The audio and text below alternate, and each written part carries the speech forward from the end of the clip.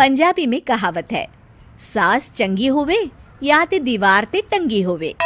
संगीता की शादी भी एक ऐसे ही घर में होती है जहां उसकी सास दीवार पर टंगी होती है। ससुर और पति शादी के पहले दिन उसे सास के फोटो के सामने ले जाते हैं, जहां ससुर जी कहते हैं, बेटा बेटा संगीता। ससुर और पति शादी के पहले दिन उसे सास के फोटो के सामने ले जाते हैं, जहां ससुर जी कहते हैं, बेटा बेटा संगीता, ये तुम्हारी सास थी, बहुत नेक और भली, लेकिन थोड़ी गुस्सैल थी। गुस्सा आने पर सब तहस नहस कर देती थी, पर अब ये इस दुनिया में नहीं है। हाँ संगीता, माँ होती तो तुम इनकी कोई बात टाल नहीं सकती थी, वरना तो माँ घर में भूचाल ले आती। संगीता मन में खुश होती है कि अच्छा है कि ऐसी औरत अब इस घर में नहीं है, लेकिन दिखावे के लिए वो जैसे ही सास की फोटो के सामने हाथ जोड़कर खड़ी होती है, ये क्या? सास उसे देखकर मुस्कुराने लगी। संगीता आंखों को मलकर एक बार फिर से देखती है, लेकिन फिर सास के चेहरे का भाव, भंगिमा यानी एक्सप्रेशन बिल्कुल बदले होते हैं। वो अपने पति और ससुर को कहती है, माँ की तस्वीर तो स्माइल कर रही है। ना ना बेटी, ये कैसे संभव है? जरूर तुम्हें कोई गलती हुई होगी, ऐसा कैसे हो सकता है?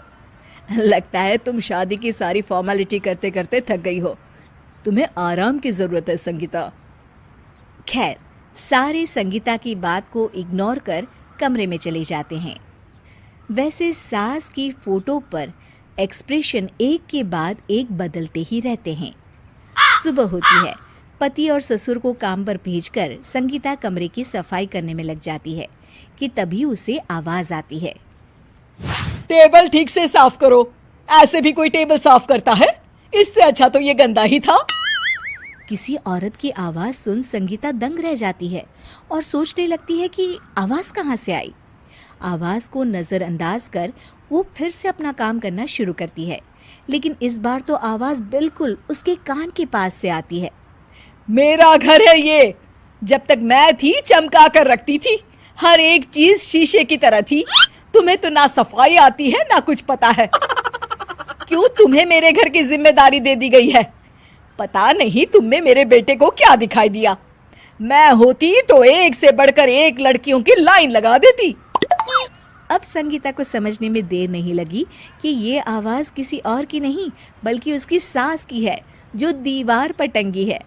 वो उसके पास जाती है और कहती है, नमस्ते सासू माँ, मुझे तो कल ही लग रहा था कि दीवार में कुछ काला है। वो दीवार नहीं, दाल होती है पगली। सही पकड़े हैं सासू माँ। तो क्या हो गया आपको जो आप यहाँ भी चैन से नहीं बैठी हैं? सुना मैंने आपका व्यवहार काफी गुस्से वाला था।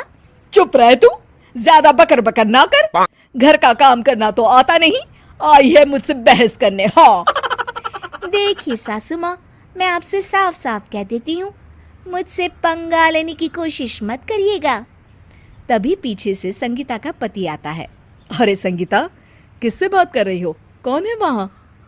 संगीता की सास की फोटो फिर से पहले जैसी हो जाती है। आपकी माँ से कह रही थी कि मुझे काम करना आता। अरे संगीता, माना सास के ताने हर बहू को अच्छे लगते हैं, लेकिन यहाँ तो माँ है ही नहीं, तुम तो फोटो से ही। तुम भी लाजवाब हो संगीता। किसी को विश्वास नहीं होता कि संगीता अपनी मरी हुई सास की फोटो से बात करती है।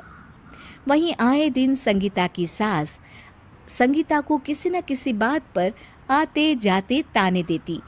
संगीता को भी अब सास के तानों और उनसे बात करने की आदत हो गई। वो कभी खानदान की कहानी तो कभी तीज त्योहार कैसे मनाए या किसी व्यंजन की रेसिपी सास से ही पूछती। सारा दिन घर में अकेली संगीता की सास अब उसके लिए तानों के साथ पक्की साथी की तरह भी रहने लगी थी, जो किसी और को नहीं बल्कि संगीता को ही सुनाई देती।